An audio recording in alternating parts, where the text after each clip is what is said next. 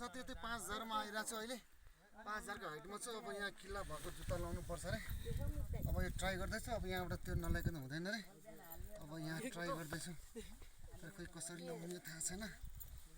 यसरी नै लाउने होला सायद किल्ला उल्टो भयो कसरी लाउने यसरी होला सायद यसरी होला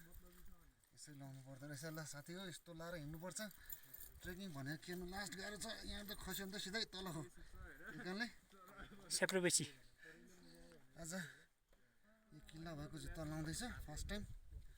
यसरी लाउनु त होला नि ठ्याक्कै होला है अब हामी पनि ट्रेकिङ गाइड भन्न के कम हो ल तर बाटो चाहिँ एकदम रिस्की छ यो नलाइकन चाहिँ नयाँ हुँदो रहेछ किन यो 5000 माथि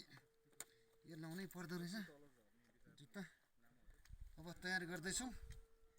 अब हेरौँ कहाँसम्म जान सकिँदो रहेछ ल अब रेडी भयो रेडी टु गो ल बाई